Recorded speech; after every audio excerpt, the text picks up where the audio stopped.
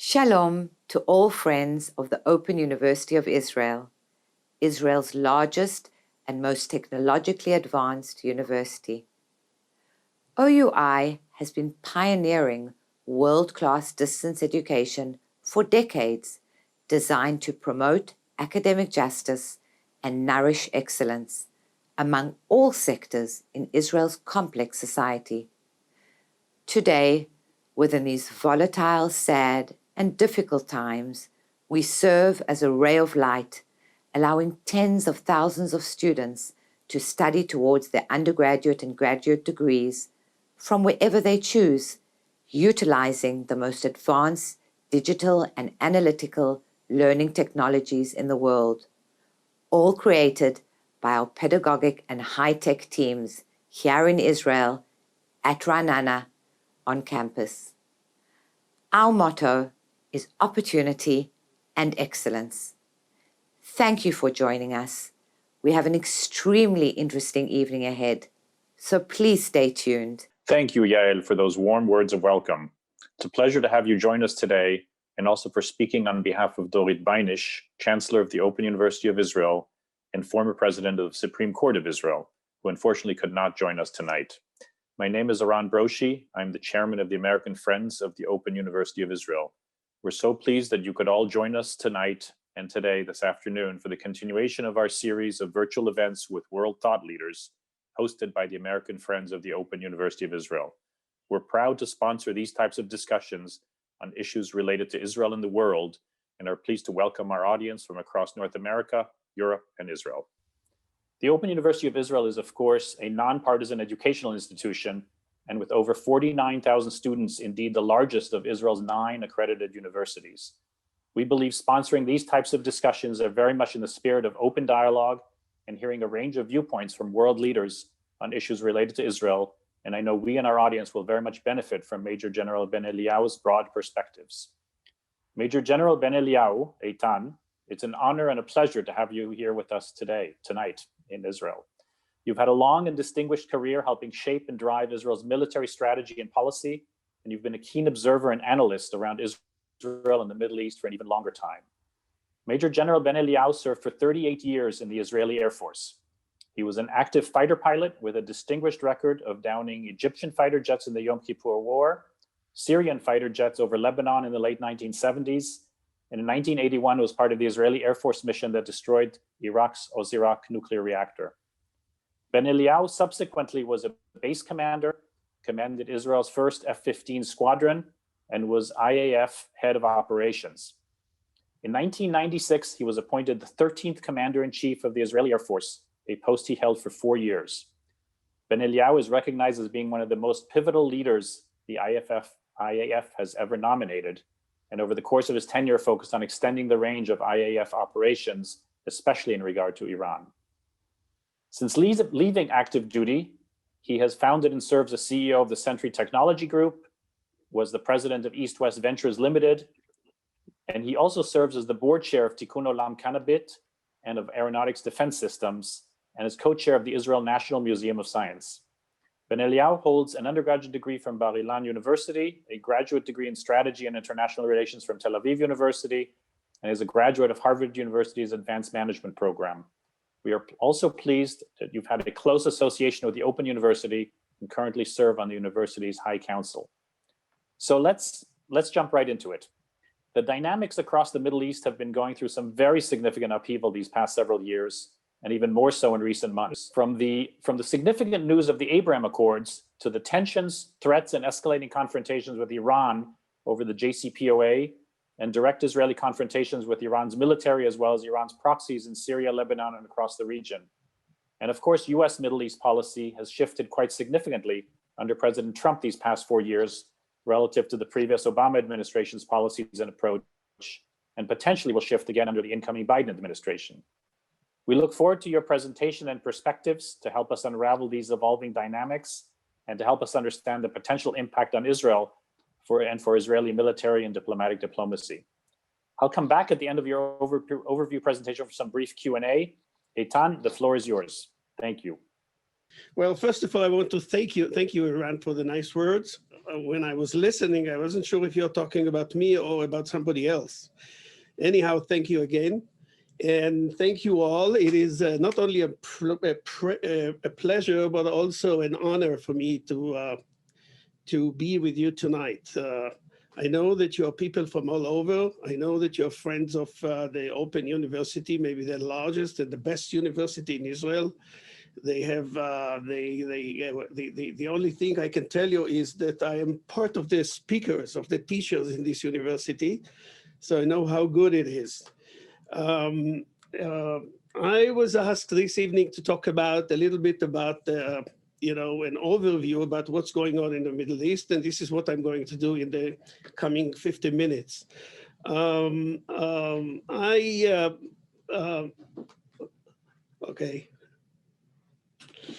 Okay. It is not going to be, like a serious speech, like a speech. Only it's going to be more like a discussion between you and me, and I will speak about a few things, mostly some personal, and maybe you find it different from what you always hear, a personal perspective of what's going on in the Middle East. And if I may, let me start with Lebanon, which is the smallest, or almost the smallest country here in the region. However, for the last 30 years, actually 40, 45 years, it causes a lot of problems vis-a-vis Israel. You know that early in the 50s and the 60s, we always used to say that the second country to make peace with Israel will be Lebanon. It was peaceful, it was quiet, it was calm, but they were not, brave enough to open discussion with Israel. But since then, after the bad guys control Lebanon, this is the most fragile country here in the Middle East. Let's take a look at the map. This shows you the different tribes all over Lebanon. Such a small country with about 6 million people, but look how many different groups are there here. Mostly, 54% of the Lebanese population are Muslims, 40% are Christians, 5% are Druze, but they are also divided into sub, tribes. Each group that you see here on the slide. The parliament consists of 128 seats, 64 for the Christians and 64 for the Muslims. When you say Muslim, there might be Shiites, Sunnites, Alawis, they are mainly these three groups. And the Christians are like anywhere else, the Orthodox Catholics and the Maroons here which are very special here in Lebanon. To understand what the complicated is, the regime in Lebanon, please take a look at the right-hand side. And so that the president, his name is Michel Maroun, is a Marouni, Christian Marouni. The prime minister is Said Hariri, who is a Muslim, and Abia Berry is the speaker of the parliament. He is obviously also a Druze. So I don't know. I mean, I know of many kind of regimes all over, but I don't know of any place that you can run and you can control under this complexity. This is why back in the late 70s, early 80s, the powerful Hezbollah, which are the Shiites, actually entered, and they from then on, after Arafat was kicked off Lebanon in 1982, the Shiites, by the leading of Nasrallah, they slowly they took control of Lebanon. You need to be powerful. You need to have an army and ammunition, and they are supported by all over bad guys all over the world. And from then on, step by step, the Hezbollah since then the Hezbollah is controlling Lebanon. I want to indicate one little thing about that. At the beginning, when there were, spread terrorist organization all over, they never were so close to politically to control Lebanon.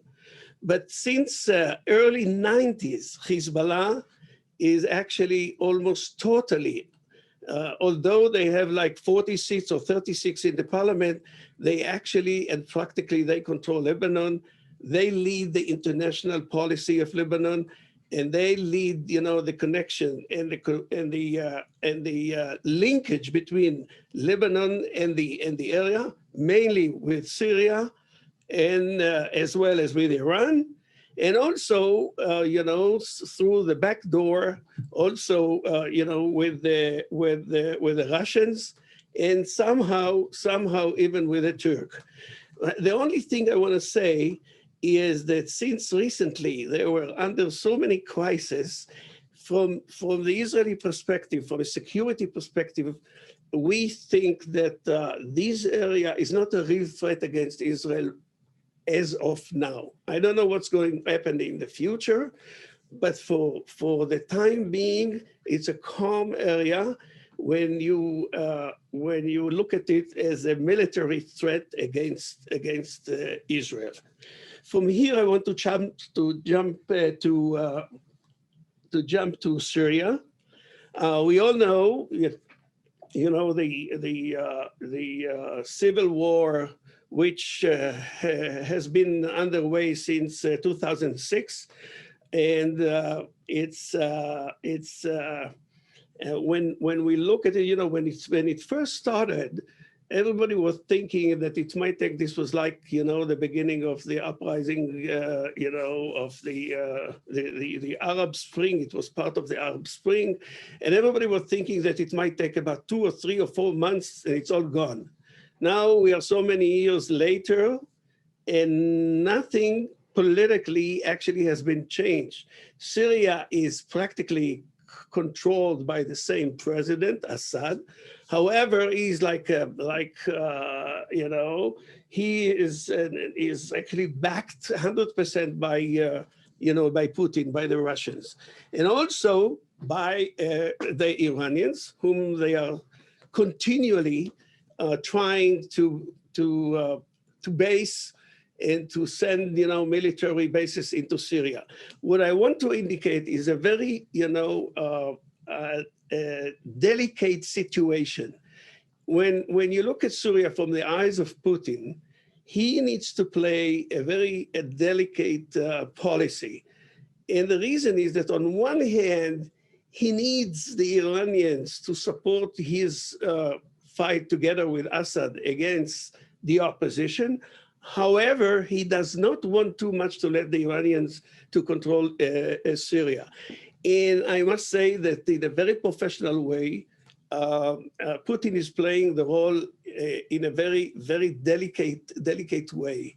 Don't forget that for us, the Iranians is a number one enemy, and at the same time, Putin is very friendly with the Israeli government. So, in one hand, we are playing the role of attacking the foreign bases, Iranian bases in Syria, and for a long time, we had some kind of collision between the Israeli forces and the Russian forces.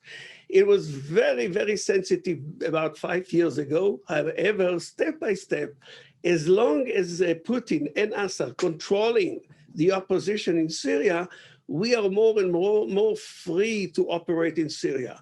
At the beginning, we were not allowed to fly by any way in the northern part of Syria.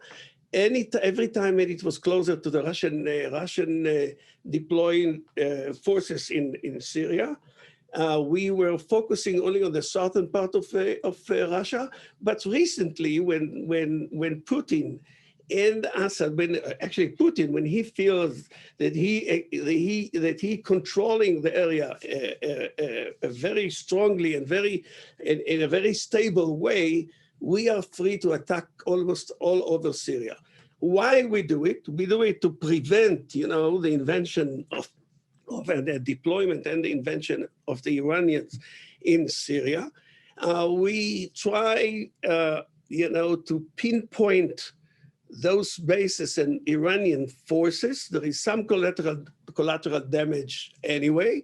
However, we succeeded, and this is thanks, to the advanced technology and advanced intelligence information the Israelis. Every time when you hear that there was an attack led by the Israelis in Syria against Iranian bases or Iranian forces, it was done, first of all, from extended range. So we were able not to get into the envelope of the anti-air missiles. That's one thing. So we could keep it, very safe for our pilot. That's one thing.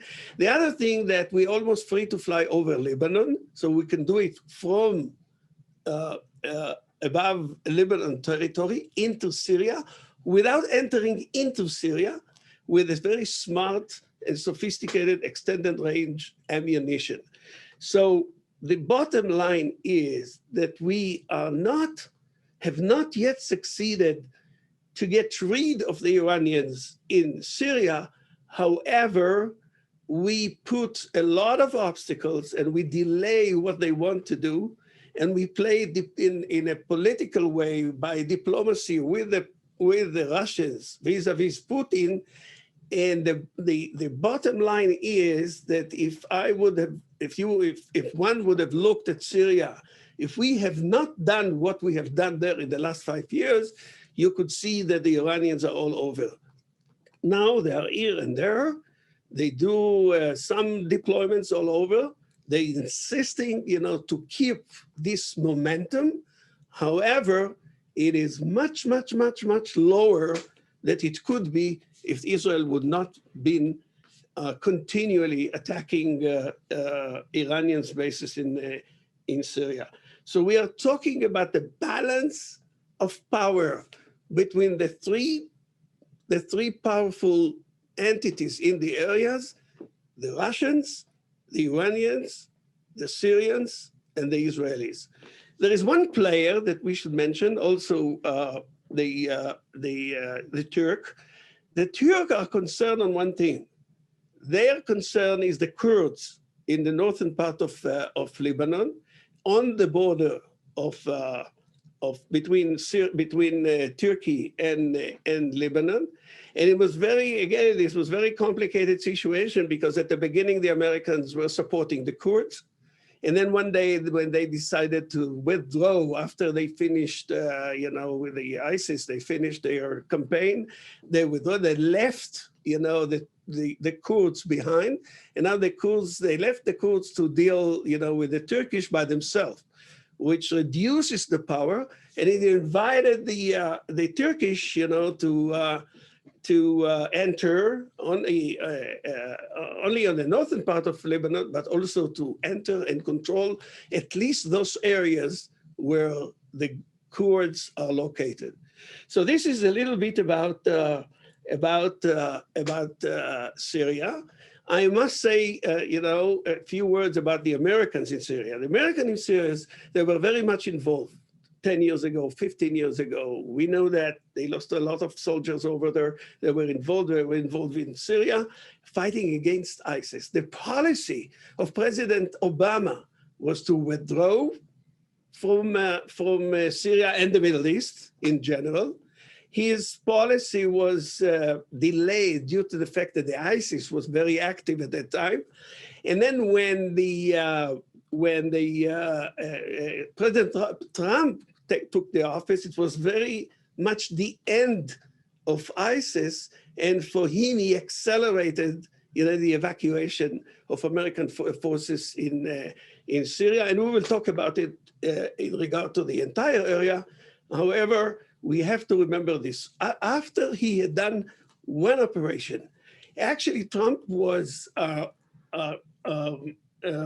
he needed to deal with the same situation as President Barack Obama when the Syrians were using, chemical weapons.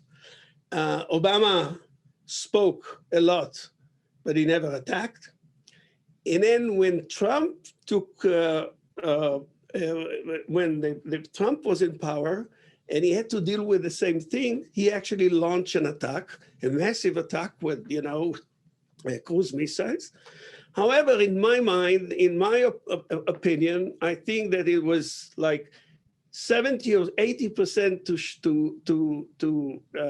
to show, look, I do the opposite from President Obama, and because it was a single operation and then he left, and I don't know how much it was, it was threatening, the Syrians from reusing nuclear weapons. Since then, they did not have to deal with such a big problem, a big situation in Syria, so they had no motivation to use again a chemical weapon, but I'm not sure if this attack was anyhow effective.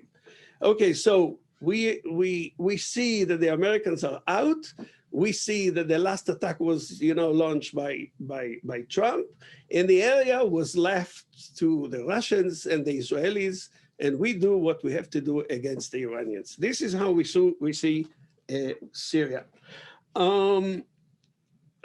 Maybe here also the bottom line is that we don't foresee in the near future any proactive attack from the Hezbollah against Israel. However, if it will happen, or it will happen somehow as a rendezvous between Hezbollah and the Iranians close to the Golan Heights, there were some indication for that in the last 2 years. And every time when we saw that something like that is happening, any cooperation between Hezbollah, not the Syrians, because they stay behind, between Hezbollah and the Iranians along the Golan Heights border, there was immediately a reaction from the Israeli military. And it was stopped. So the Iranians even backed to the center of Syria and northern of Syria. They still look for places where they can, they can move on their logistic into Syria, and so we can detect it. We can know exactly where they are, when they are. We know every move, and from time to time, at the right time, the right place, and the right situation, Israel is launching a targeting attack, singular attack, with a minimum collateral damage. And thanks God, so far, with an exception of one case that we lost, an F-16, actually it was in the Israeli territory, we lost no soldier, no equipment over the land of Lebanon and the land of Syria. So this is how we see Lebanon and Syria. Now let's talk about Iran a little bit. Well, we all know, we together we experience, the long run of many, experiences to sign the agreement, which eventually was signed back in 1916. Just to remind you, I don't know if everybody is aware of it, but you know that actually the Iranians' nuclear program started back in early 70s, and it was led by the Shah. The Shah actually initiated the nuclear in a low key, and with a very slow acceleration. However, he was the one. And I tell you more than that, after the revolution in 1979, the Ayatollahs actually, they say that this is against the religion, and actually they put some action in order to stop, even to terminate this nuclear program. But it takes just a few years, a very small years, when they faced the war between Iraq and Iran, when the Iraqis suffered a lot, when the Iranians suffered a lot. Actually, they lost this war. And Saddam Hussein from Iraq, he did not hesitate to use chemical weapons, and they suffered a lot of casualties.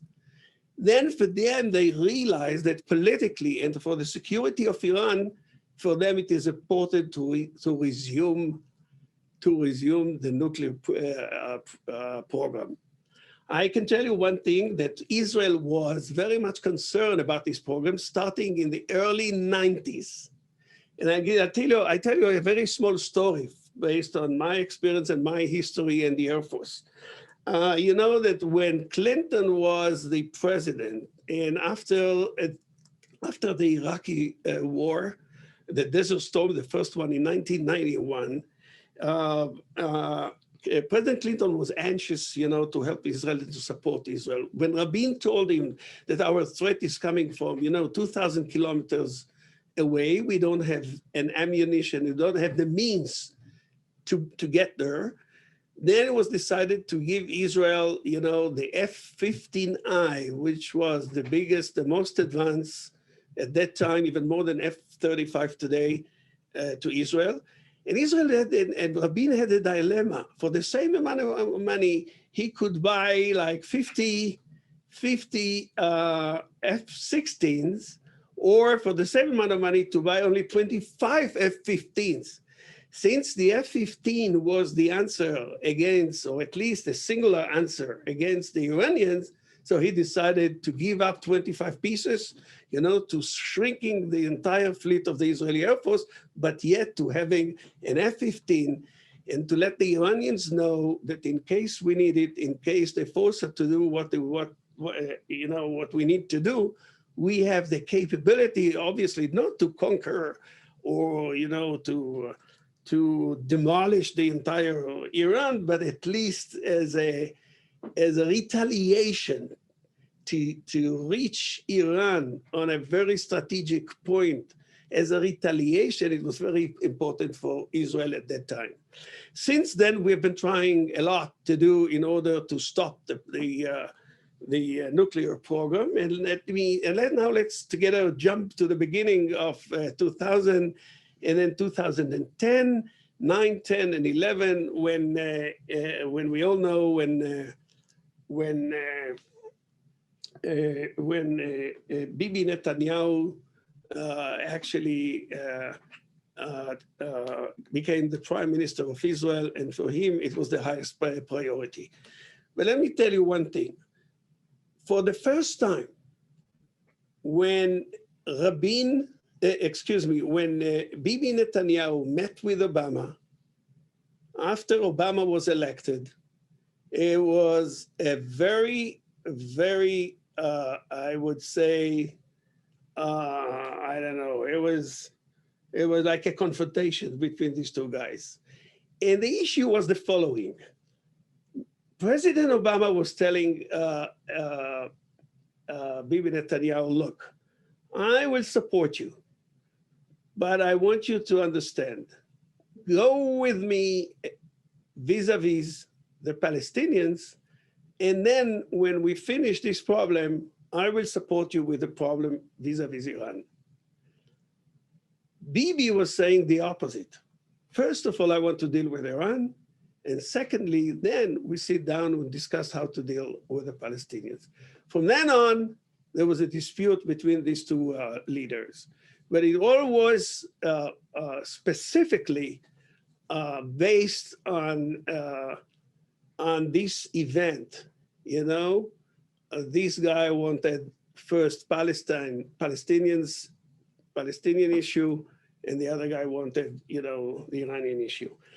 Bibi went brute force and put a lot of money to build more and more military power against the Iranians, and to send a message to the entire world, mainly to the White House, that we are seriously intend to do what we need to do in order to stop the program. Anyhow, this never happened.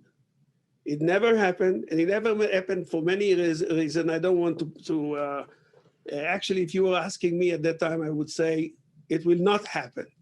And there are many reasons that I don't want to now to get into details on that. However, it never happened. And when this never happened, then of course we all know how much power and how much President Obama put on the trying to cut a deal between the international community and the Iranians. about the nuclear nuclear program. Let me say a few words about uh, about uh, uh, about the nuclear problem. First of all, we all talk about, you know, the key element is the enrichment of the uranium. We all hear numbers. We hear 3.5% enrichment. We hear 20% enrichment, and we hear, you know, 100% or 95%. Let me say just one thing. You know, there is a lot of offer. סליחה, excuse me for such a second. רואים כרגע את המצגת?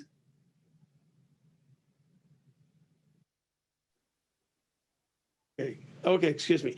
So 90%, so in order to enrich uranium up to 3.5%, it takes a long time and a lot of efforts. When you have reached that, then the second stage is, which is a little bit easier, a little bit shorter, and then to reach 20%. And from 20%, although you still have to enrich 80%, you can do it with no time. So the crucial percentage of enrichment is 3.5%. So the key and the agreement between the international community and the Iranians that you stop enrichment where you were, less than 100 kilogram of 3.5% enrichment. All the rest, in case you have it, you will destroy it. To stop there. And then number two was that the facilities for the enrichment of uranium will be destroyed. This was number two as part of the agreement. Number three was that the number of centrifuges was cut down from 19,000 to 5,000. And of course, they stopped all R&D about nuclear program. The alternative way to develop a nuclear weapon instead of uranium is to produce plutonium. So, and they also had facilities to develop a nuclear weapon using plutonium. And part of the agreement was these facilities should be stopped and the core of the facility should be destroyed. And forever, they will not resume any plutonium activities. And of course, the last point was that the inspectors had a free way, you know, to check and to inspect every spot in Iran. Actually, this part, I think, humiliated the Iranians the most. You know that in your own country, international team can go over and check every spot all over Iran. But also there was a minor things also. Actually, they were saying that the Iranians will forever, you know, they will not resume any military nuclear program, which they never actually intended seriously, but it was part of the agreement. So now let's say that they would have succeeded to develop a nuclear weapon. So I took here a small diagram, and I want you to take a look at this diagram. The figures are in miles, and the distances are in miles. And the two circles which we're interested in is a total damage and a medium damage, which is 1.6 miles and 3.2 miles.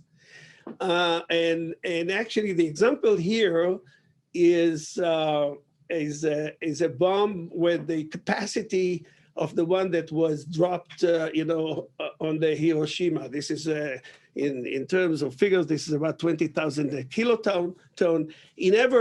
The analysts, this is what they say. Total damage in 1.6 and medium damage in 3.2. Now, if I put these circles on Tel Aviv, you can see here that the red circle is inside the 1.6 mile, and the blue circle is the 3.2 miles. And this is what it may cost Tel Aviv. So this is to show you that, of course, it's a disaster. However, what I want to show you is that people sometimes think about a nuclear weapon can destroy the entire Israel in one bomb. This is not true. These are the figures. These are the proportions. What you see here on the aerial photo. That's one thing.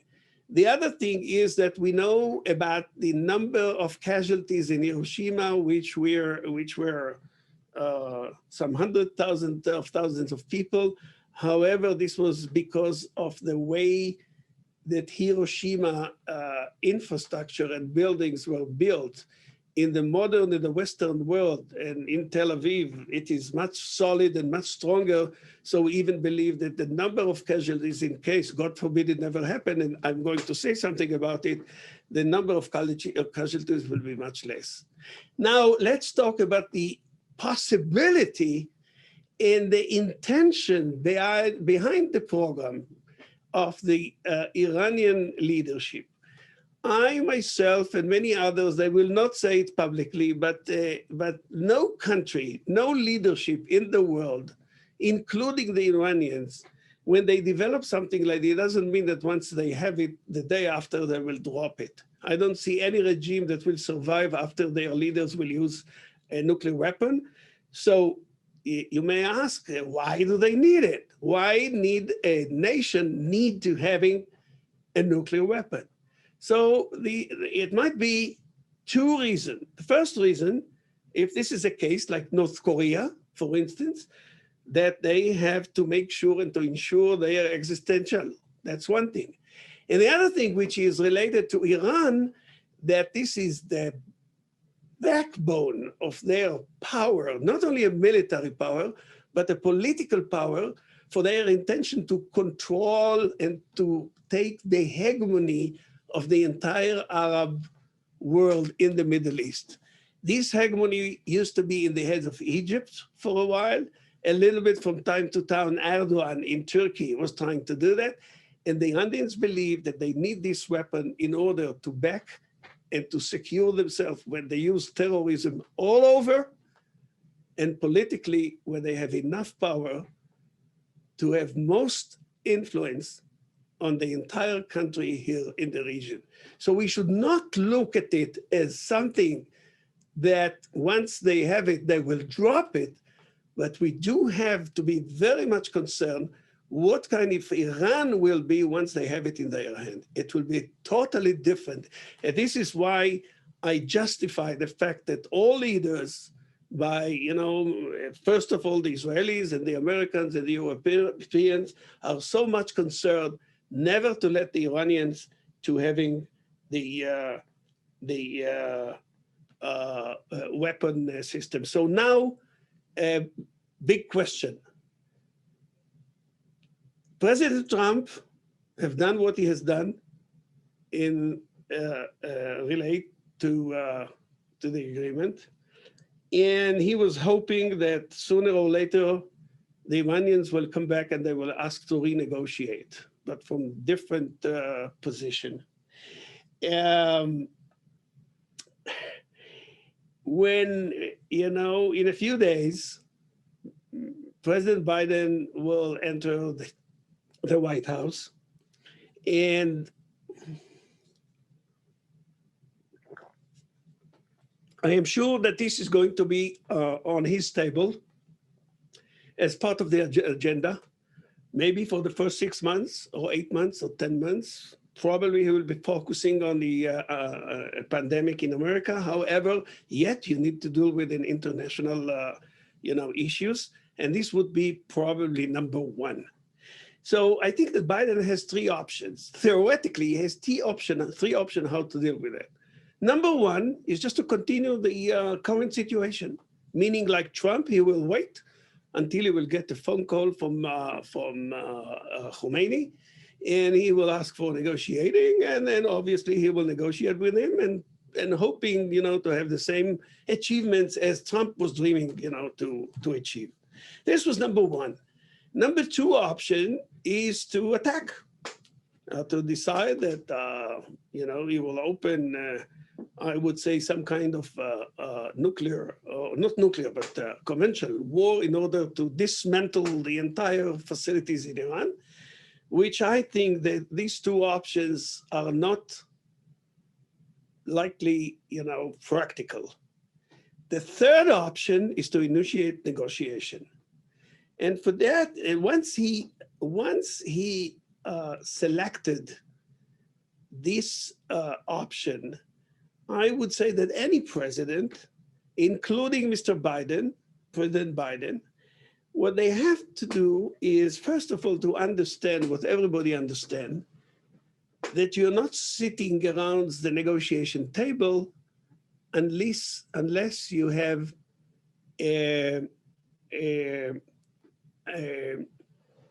leverage on the other side.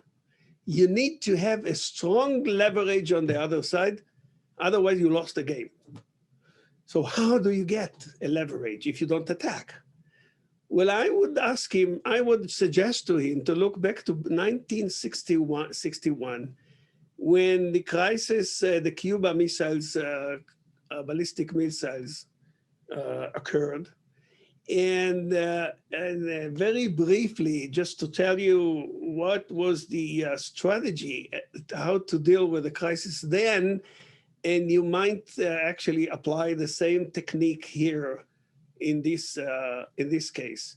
What President Kennedy, after they failed, the attack in the Pig Bay, which was a military, very, very bad military operation.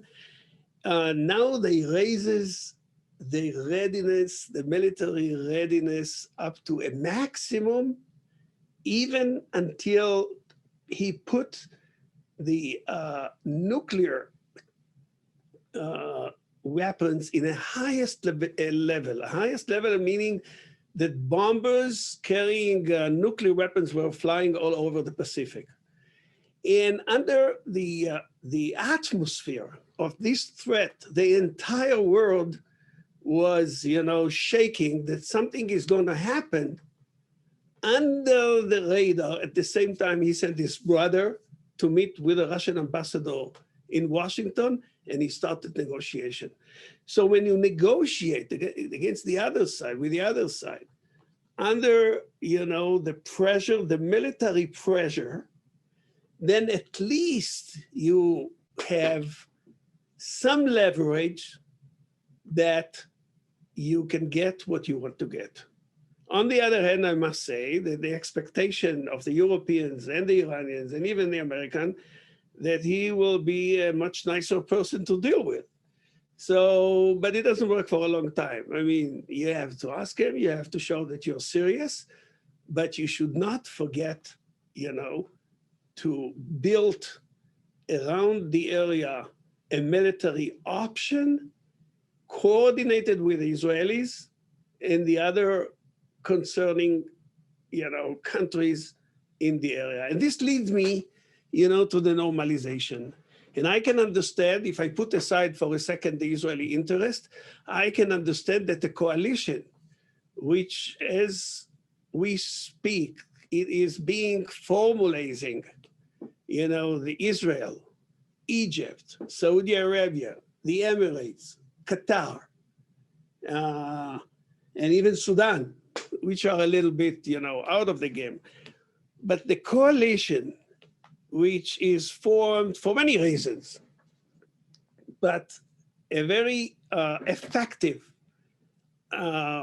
impact is the fact that if the entire coalition play the same role, military-wise as well as politically-wise, against Iran, led by the American president in a very serious way, under a very strong pressure against the Iranians, but being very polite, asking them even to join the new normalization in the Middle East. If you're patient enough, with the Arabs, you have to be very patient. And with the Muslims here in the area, you have to be very patient. And you do it slowly by slowly. Maybe this is the only way to achieve a good results.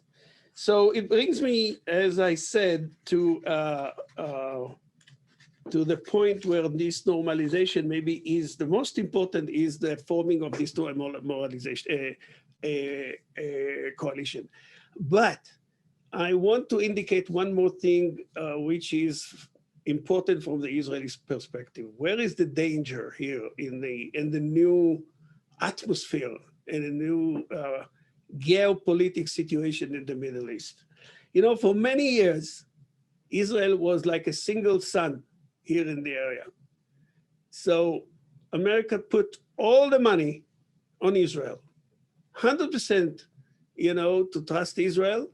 Back in the days of the Soviet Union, obviously, but also in the last years, Israel is someone that you can trust, totally trust. Not only that, then, but more than that, you know, the Americans have to deploy forces into Afghanistan, to deploy forces into Iraq, to deploy forces into Turkey even, and to deploy forces into the Emirates. They have some bases.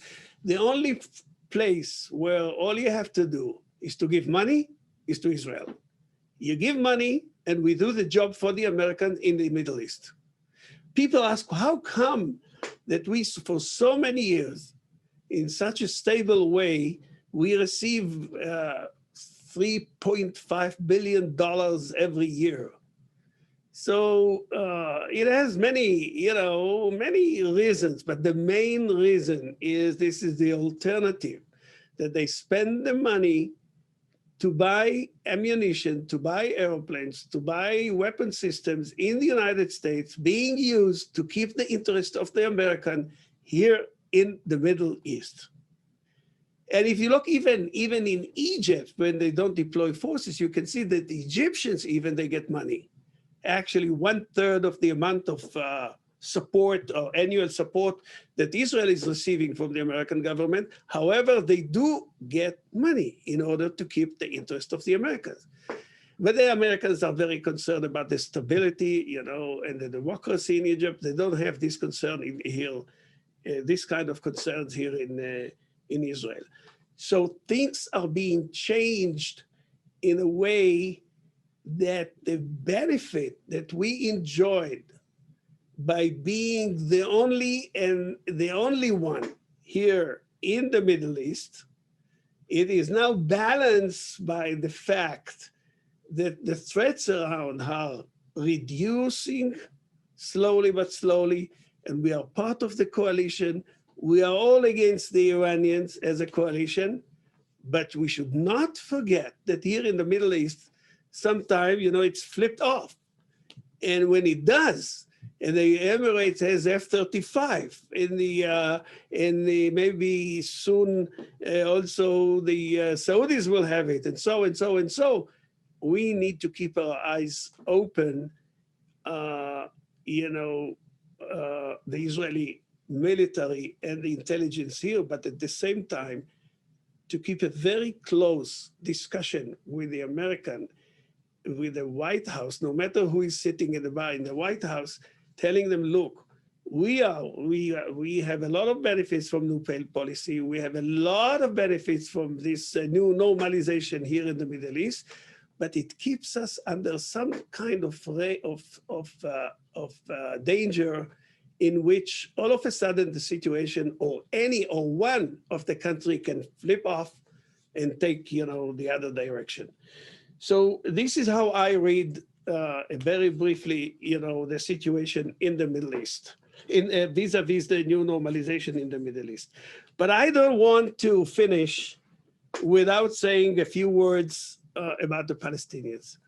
You know, we have been talking for the last 40 minutes, you know, about the situation here, and we were focusing about the current and the immediate situation here in the Middle East. But, you know, as every country and every leaders, you have to think in the long term. And we should not fall asleep in regards to the conflict with the Palestinians, because despite of the fact that it is now the main issue, however, the problem is the same problem. meaning that if this is not number one on the agenda in these days, but is still on the agenda, it must be on the agenda for the long term of the Israeli government. And in order to say, that the main terrorism was an issue for many years. The activities, we were able to control it. The Palestinians are, in a way, with the exception of Gaza, they are under fatigue, so they don't act as they used, like 10 or 15 years, the first Intifada and the second Intifada, and in between, and the Hezbollah in the north. What you see now is a little bit, it's a little bit freeze. It's a bit calm at this moment. However, I want to remind you, in this case, this is a problem of, territory and demography. In order to give you a glimpse of how the problem has been developed since the independence of Israel, I'm not taking you, 100 years ago, but I want to show you some maps, and then to lead you to some conclusion, if I may. This map was, the United Nations decision back in 47, which, the decision was to divide the country between the Palestinians and the Israelis. The green area is Jews, and the gray area or the red area is territories which was under this resolution was given to the Palestinians, and we all know we accepted it. Ben-Gurion accepted it, and the Palestinians were against it, and this is how the war broke out. If you look at the map after independence, after 48, and until 67, this was Israel, with the exception of Gaza, the Golan Heights, and the West Bank, and Judea and Samaria. If you count the population in this, what we call it inside the green line. The green line was the border, between Israel and the Palestinians between 48 and 67. Inside the green line, today, the proportion between Jews and Palestinians is less than 20% Palestinians, more than 80% Jews and others. This proportion, any country which has minority can live forever, no problem. However, we proceed, and after 67, actually we took the West Bank, the Golan Heights, and Gaza. And the map that you see here is under the Oslo Agreement.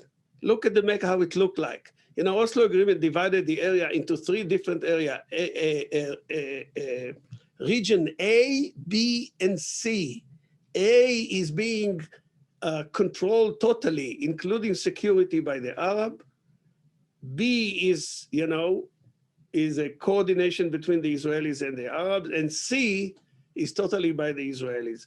This was the map, the outcome map of Oslo Agreement. You don't have to look into too many details, just to look how difficult and how not rational this area could be. And we are not surprising that it never, it couldn't last forever.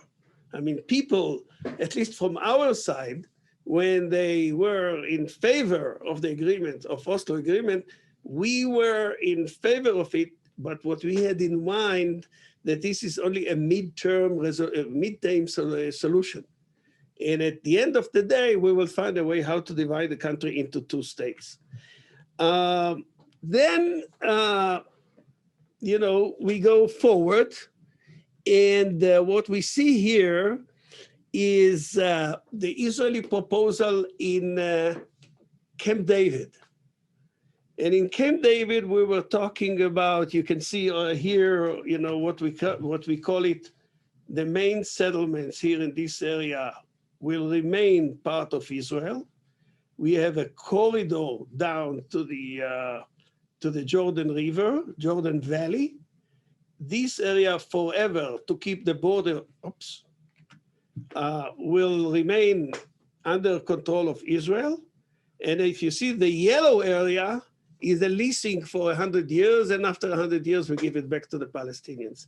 This was Camp David agreement, and to give, instead of this area, to swap and give some areas here to the Palestinians as a swap, a 50-50% swap, okay? So this has been, under talking for years and years since Oslo agreement until a few years ago, when also it was shut down. And then we come to another option, which was the most, contribution to the Palestinians. And it was given by Prime Minister Olmert to Abu Mazen. This was about few weeks before he resigned and had to leave the office. But look what he was giving. He said I give you all this green area. We keep only those, condensed Israeli settlements. And we give you, instead of this, we give you a piece here and a corridor between the West Bank and Gaza. And here a few pieces also here. Take it or leave it. Sign it. It was, I think, if someone will tell the story, or if we had a camera, like they say, a fly in the room, which was looking at what's going on in the table. He put the map on the table and he said, take it. Nobody before have given the Palestinians more than that, with the exception of the UN back in 47, okay? And he never took it. He took the map, he left the room, and he never came back to Olmert. This is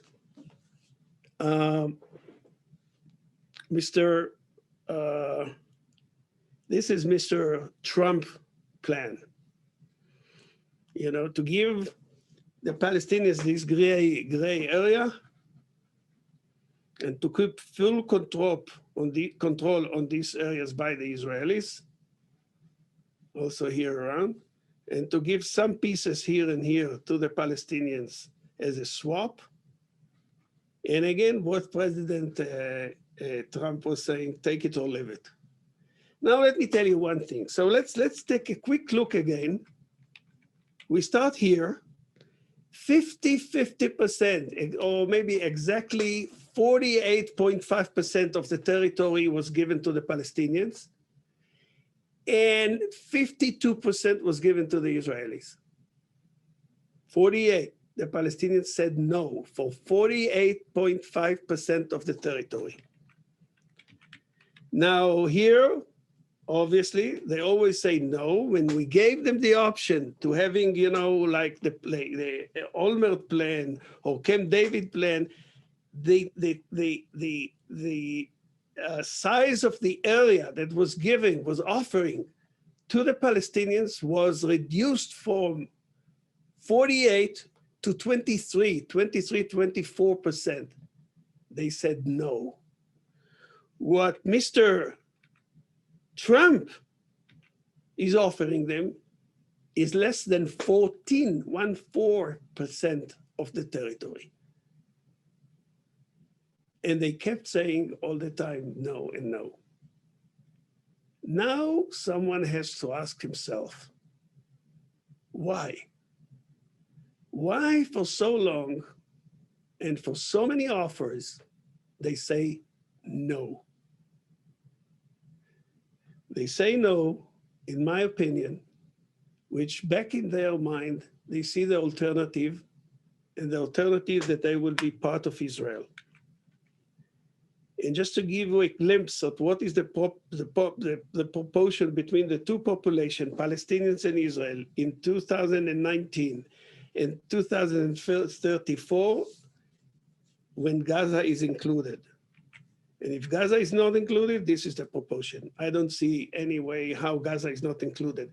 In other words, what I'm trying to say is that under the table, either some of them are aware of it, or some of them are not aware of it.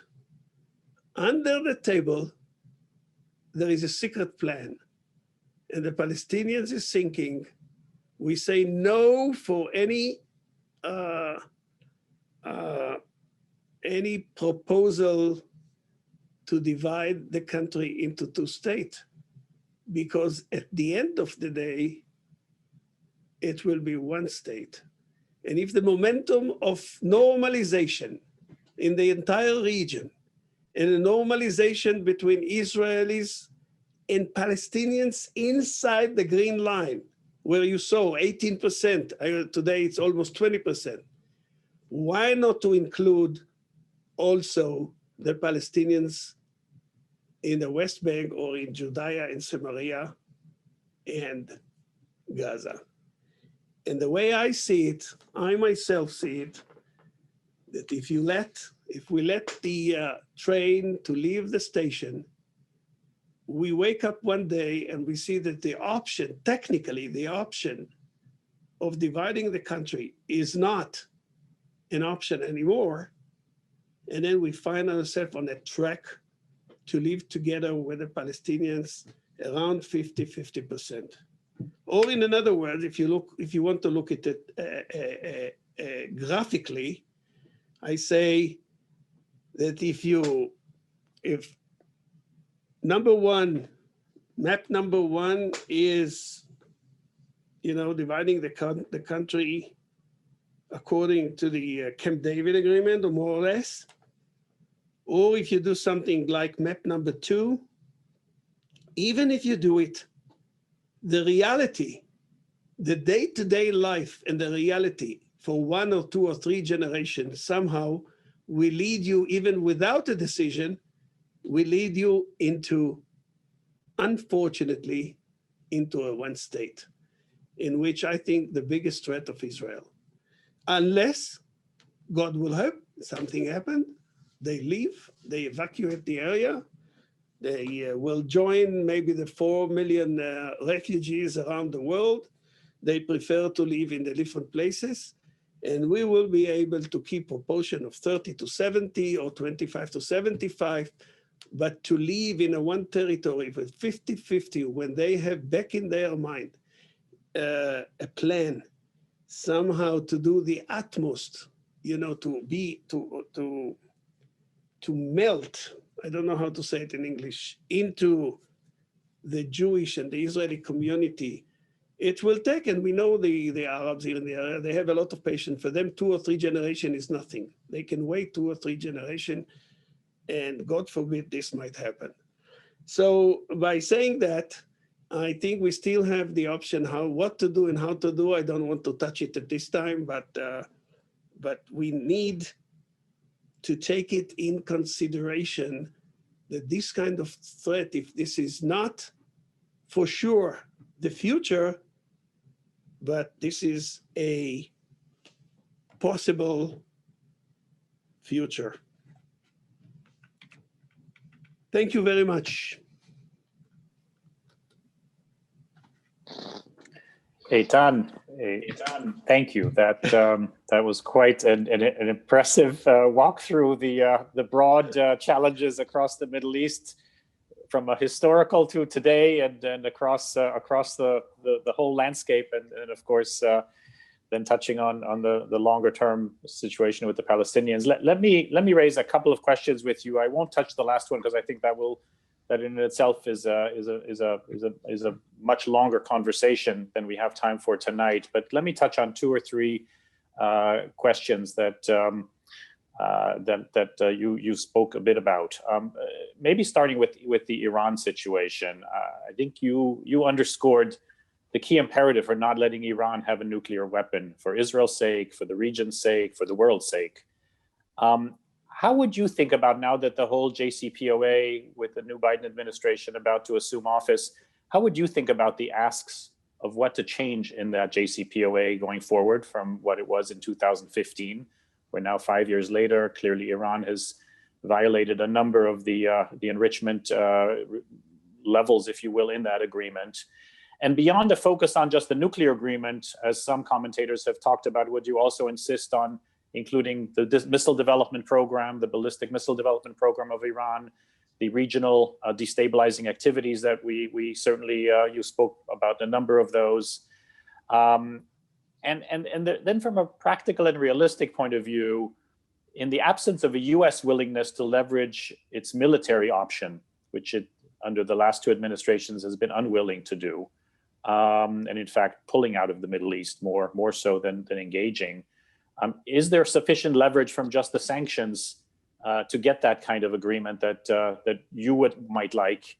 And if there isn't, is there a realistic military option without the US, with the coalition that you touched on, Israel and its newfound coalition across the Middle East?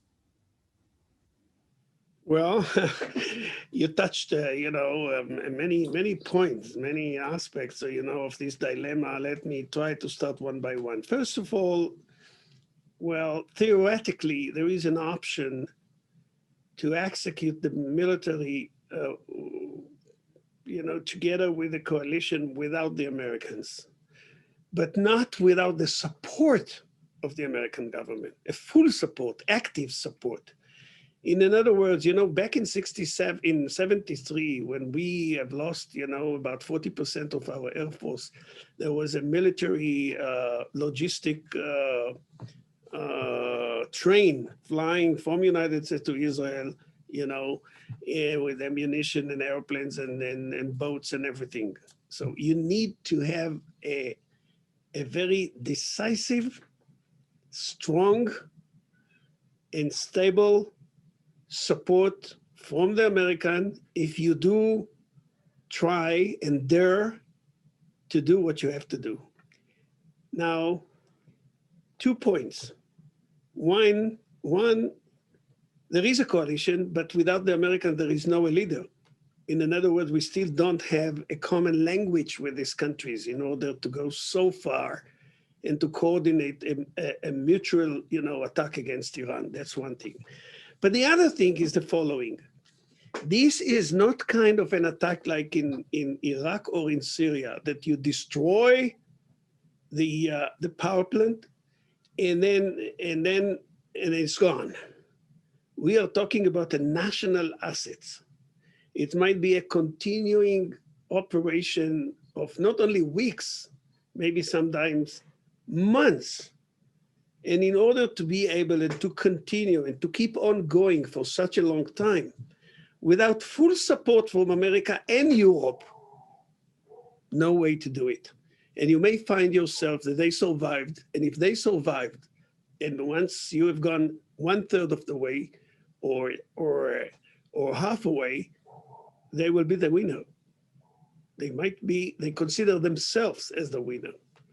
But having said that, if you do have the support and you start, which is somehow related, to the opening of my discussion, and you invite the Iranians to talk face to face with the American while we are attacking, this might be an option. So you're not counting on destroying the entire facilities, but you do initiate. Let me remind you, you know what Sadat said, what Sadat have done in 73? He said, I'm not going to conquer and to take back Sinai. All I have to do is to cross the Suez Canal to the other side, and I will initiate the peace talk. In other words, otherwise it will not move. I mean, forever it will stay the same. So you combine the using of the military, but the final solution is on the table of negotiation. I'm not saying that you are not using it, you are using it. And if I say a combination of the coalition is acting in the Americans taking, the political track, then it might be an option. That's one thing. The other thing is, look, they do what they do. And these are signals, to show two things. First of all, you see, we have not surrendered. That's one thing. This is why they do what they do every other day. They even, started, now we know the figures, but they say we will continue to enrich uranium more and more amount up to 20%, which is very close way, to 100%.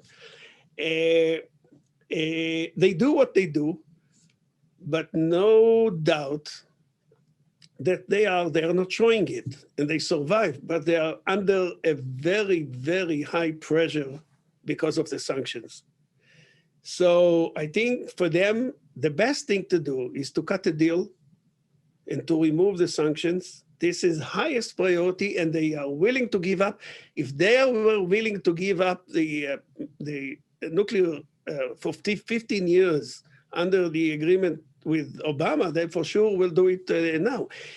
The biggest question, if you do it in a smart, sophisticated way, when you sit down and deal with them, don't underestimate the Iranians.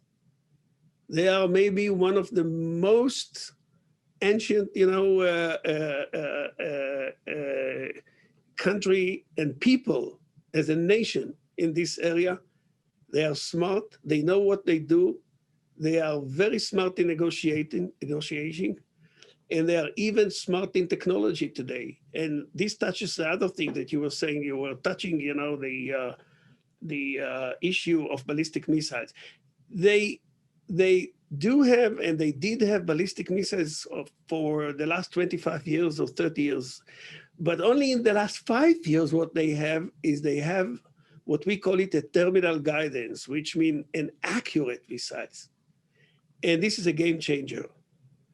If they are capable to reach the distance to this area, saying Israel or other countries in the region, and I remind you that 2 years ago they attacked the oil facilities in Saudi Arabia with the smart and accurate missiles, not ballistic, they were cruise missiles, and they caused a lot of damage with a very short and very, singular and targeted attack. So you have to look around, and I think this is the best interest of everybody to resolve the problem by negotiation, to reach an agreement which is much better than the one. I have some points, at least, which I know that were raised by the Israelis, before, when the President Trump backed, from the agreement. They were trying to convince the Americans to change the agreement. And there are about 5 to 10 points how to improve. But I think now it's time to even get better than we were, indicating at that time. No, very, very interesting, very helpful. And I know you have some personal perspective as well. I know your father was born in Iran, and so it's an additional kind of perspective that I'm sure you have on the negotiating style and abilities. Correct. There. By the way, that I've been in Iran. I have been there back in 1971, in the days of the Shah. It's interesting because they are more rich than Israel. They used to have the same equipment. They had Phantoms F4 fighters, Americans. We also had the same airplanes, but they had the money to also to buy a simulator for training the pilots. We did not have it. So under the good relations between Israel and the Shah, he was invited group of pilots. I was a Phantom pilot at that time, to go to Iran for 10 days or 2 weeks, I don't remember exactly. And we were training the Iranian F4 Phantom simulator in Iran. So I even had Fascinating. the opportunity to visit Iran. Yes. Yeah. Yes. Fantastic. Eitan, let me wrap up with one last question. I know we're running a little long, but this is fascinating topics, obviously. And it maybe shifting gears a little bit to talk about what's on everybody's mind as well, which is the pandemic and the vaccine rollout. Israel has clearly been, for those that have followed this, by far the world leader in very rapidly and efficiently vaccinating its population. And one statistic that to me is striking, Israel is about 0.1% of the world's population, but about 10% of all vaccinated individuals now for COVID-19 are Israelis, which is kind of an astounding statistic. And so while this pandemic and a vaccine rollout is obviously not a military challenge, perhaps there are some parallels. And I just wonder if there are a few lessons that Israel perhaps can teach the world in terms of preparedness and in terms of how to deal with this national, indeed, obviously global crisis such as we are facing now. Right. Okay. Let me tell you these 3 or 4 points very briefly.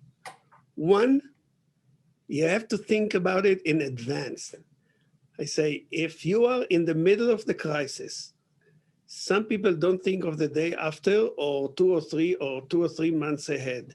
I think the key point is to know back in, like 4 or 5 months that we need to be the first one and start to put pressure on the producer that we need the vaccine. In other words, we were proactive at a very early stage. This is number one, okay? Number two is obviously the relations that Mr. Netanyahu has and also the Israeli has.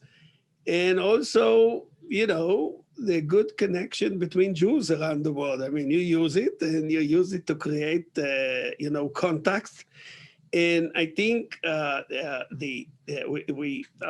government was smart enough, not only the prime minister, mainly the prime minister, but also the Ministry of Health and, all the others who were playing some roles in this. So negotiate and to cut the deal even before, not to wake up after one day that you say, okay, now we have the vaccine, let's talk. We were talking with them about the vaccine much earlier than when they had it ready. And the last point, which is the most important, and it has some connection with the military, Israel has the best public health system in the world. And the reason why we do it, once we have it in our hand, the reason why we are capable to vaccinate 150,000 people a day is because we have these 3 organizations, which are public health organizations, and they were ready. We deployed those stations in this area with volunteers, and people were, injection the vaccine like an automatic machine. I don't see how Americans will do it, even if they have it. I don't see how other countries are doing it. So, and again, you have to be prepared in advance. But the fact that we had those organizations, health organizations, in which we could facilitate, the operation to do it so fast was a key point, in order to do what we have done. And the last thing, you have to be also a little smart, and I will finish with that. Look, I think that one of the reasons that the Moderna and the Pfizer, those, when they have to prepare like billions of injections, for the entire world, or 650 million people in Europe, or 300, close to 400 in United States and we are a small country. You go to the Fraser and to tell them, look, for you, it's nothing to give us 2 million. 2 million here, 2 million there. And we will be your laboratory here. We will be your case there. After few weeks, when we will vaccine, 2 million people, there is no better proof to the entire world that it works. So, I mean, this was a good reason for them, a good excuse for them to cooperate with us and to give them. If you give 1 million or 2 million to Israel, it costs nothing to America, especially if the America don't have the system to use it, and this is how it works. Yeah. And well, very similar to a military strategic thinking. Exactly. No, the parallels are striking, and it's very impressive what Israel has done and is in the midst of doing. Eitan, listen, thank you so very much for this very fascinating discussion, welcome. Very fascinating presentation, for taking time out of your schedule this evening to be with us on behalf of myself and all of my colleagues at the Open University of Israel. Maybe just as a close, a word or two, I think we mentioned at the start, the Open University of Israel is the largest of the 9 accredited universities in Israel, over 49,000 students. We have 70 physical campuses spread across Israel on top of a very much state-of-the-art online higher education learning platform. And it is really among Israel's most vital institutions. Core values based on academic excellence, on an open admissions policy, on social justice, and inclusion of all citizens of Israel. And since its inception in the mid-70s, tens of thousands of students have graduated, and about a third, by the way, would not have afforded higher education without the benefit of a robust scholarship program that particularly assists some of the marginalized populations in Israel, including the Haredim, the Arab Israelis, Ethiopians, Druze, underprivileged students, and the handicapped. And in doing so, by the way, is one of the key institutions in Israel that helps address some of the key demographic challenges that you touched on a bit, and the demographic challenges of Israel. I want to thank all of you, our audience, for joining us, showing your commitment to Israel and the topics discussed here today. And if you enjoyed this program, hopefully you'll be on the lookout for additional virtual salons we will be hosting. And we all hope, as the vaccines roll out, not only across Israel, but across the rest of the world, that at some point in 2021, this year, we will be gathering in person. So in the meantime, good afternoon, good evening. Stay safe, everyone. And we look forward to continuing the dialogue with you. Thank you so much. Have a good evening. Thank you, Eitan. Thank you. All the best.